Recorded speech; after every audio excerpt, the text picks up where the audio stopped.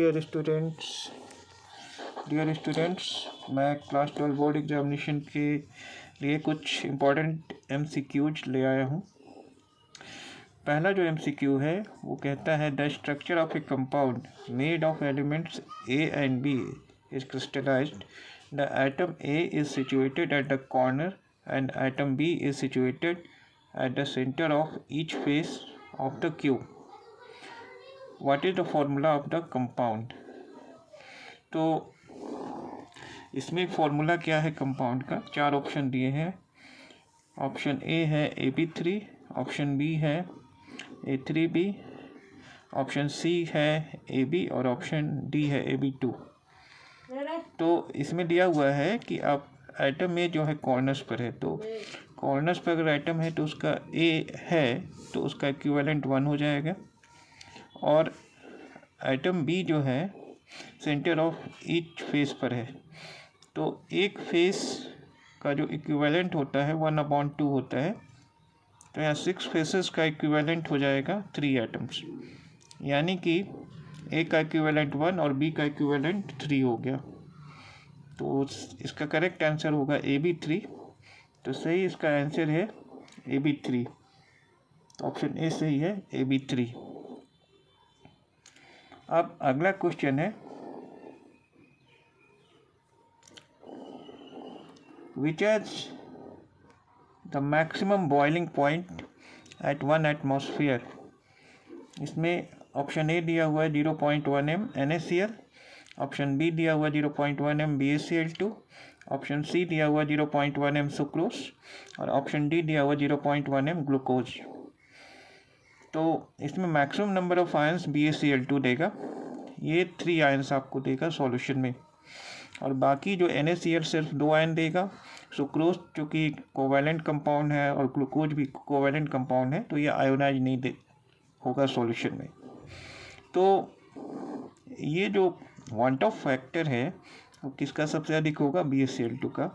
तो इसमें जो सही जो आपका आंसर है वो क्या है? बी है ना। Answer option B is correct answer. तो हम लोग बी पर ही सही निशान लगाएंगे। अब नेक्स्ट क्वेश्चन है Faraday's second law of electrolysis is related. इसमें ऑप्शन ए देखिए क्या दिया हुआ है, with velocity of positive ion. फिर ऑप्शन बी दिया हुआ है with atomic number, option C दिया हुआ है with items of positive ion, और ऑप्शन डी दिया हुआ with equivalent weight of electrolyte. तो जो फैराडे का जो सेकेंड लॉ ऑफ इलेक्ट्रोलाइसिस है वो इक्विवेलेंट वेट ऑफ इलेक्ट्रोलाइट से रिलेटेड है, और ये जो होता है weight of metal deposited at cathode क्या होता है? Proportional to equivalent weight of electrolyte होता है। तो इसमें जो है आपका जो सही ऑप्शन है वो ऑप्शन डी है। तो D is the correct answer. Now the next question is the main source of helium is। इसमें ऑप्शन ए दिया हुआ है रेडियम, ऑप्शन बी दिया हुआ मोनाजाइट सैंड, ऑप्शन सी है एयर और ऑप्शन डी है वाटर। तो रेडियम का जो मेन सोर्स होता है वो मोनाजाइट सैंड होता है। तो इसमें करेक्ट आंसर है आपका ऑप्शन बी। तो ऑप्शन बी पे सही लगाएंगे टिक। अगला नेक्स्ट क्वेश्चन है NiCO4 में निकेल की ऑक्सीकरण संख्या है, यानी what is the oxidation number of nickel in NiCO4। तो आप जानते हो कि जो CO का जो ऑक्सीडेशन स्टेट होता है वो 0 होता है। तो अगर Na का हम x मान लें तो x + 4 × 0 = 0 हो जाएगा, तो x = भी 0 हो जाएगा। तो इसका जो करेक्ट ऑप्शन है वो ऑप्शन सी है, यानी कि 0 ऑक्सीडेशन स्टेट है। तो हम लोग ऑप्शन सी पर जो है करेक्ट का साइन लगाएंगे। नेक्स्ट क्वेश्चन है number 6, which of the following does not form hydrogen bonding. इनमें से कौन हाइड्रोजन बॉन्ड नहीं बनाता है? ऑप्शन ए दिया हुआ है NH3, ऑप्शन बी दिया हुआ है H2O, ऑप्शन सी दिया हुआ है HF और ऑप्शन डी दिया हुआ है HCl। तो इसमें NH3 भी हाइड्रोजन बॉन्ड बनाता है, क्योंकि जो है नाइट्रोजन एटम इलेक्ट्रोनेगेटिव भी है और इसका साइज भी छोटा है। H2O भी हाइड्रोजन बॉन्ड बनाता है, क्योंकि ऑक्सीजन एटम का भी साइज छोटा होता है। HF भी बनाता है, जो कि भी इलेक्ट्रोनेगेटिव भी है और उसका साइज भी छोटा है। लेकिन HCl हाइड्रोजन बॉन्ड नहीं बनाता है। ऑल्दो Cl जो है इलेक्ट्रोनेगेटिव एटम होता है, लेकिन उसका साइज बड़ा होने के कारण वो हाइड्रोजन बॉन्ड बना नहीं पाता है। तो करेक्ट आंसर इज डी। तो D is the correct answer. Now the next question is the general formula of alkene is. Alkene का जनरल फॉर्मूला क्या है? जो ऑप्शन ए इसमें दिया हुआ है CnH2n। क्या दिया हुआ है? ऑप्शन ए CnH2n और ऑप्शन बी दिया हुआ है CnH2n-2। ऑप्शन सी दिया हुआ है CnH2n+2 और ऑप्शन डी दिया हुआ है नन। तो ये आप जानते हो कि एल्कीन का जनरल फॉर्मूला क्या होता है? CnH2n, यानी जितने कार्बन होते हैं उसका डबल क्या होता है? हाइड्रोजन होता है। तो सही जो है इसका ऑप्शन होगा ऑप्शन ए। अब अगला क्वेश्चन है कि isoprene monomer is present in which of the following. तो इसमें से आइसोप्रीन मोनोमर किस में उपस्थित होता है? तो फर्स्ट ऑप्शन ए दिया हुआ है नेचुरल रबर, ऑप्शन बी दिया हुआ है टेरिलिन, ऑप्शन सी दिया हुआ है नायलॉन 66 और ऑप्शन डी दिया हुआ है पॉलीथीन। तो इसमें करेक्ट आंसर है नेचुरल रबर। और क्योंकि आइसोप्रीन जो होता है, जो मोनोमर होता है, वो नेचुरल रबर का मोनोमर होता है, तो नेचुरल रबर जो है इसका करेक्ट आंसर है ऑप्शन ए। नेक्स्ट क्वेश्चन है distillation of calcium formate gives. Calcium formate का डिस्टिलेशन करने पर, डिस्टिलेशन क्या प्रोसेस होता है? डिस्टिलेशन में हम लोग जो है सॉल्यूशन को हीट करते हैं डिस्टिलेशन फ्लास्क में, और बॉइलिंग पॉइंट डिफरेंस के आधार पर उसको सेपरेट किया जाता है।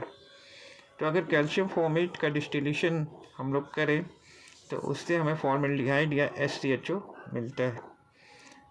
तो इसका ऑप्शन बी सही है। तो correct answer is option B. अगला क्वेश्चन है the unit for rate constant for a reaction is mole litre inverse second inverse.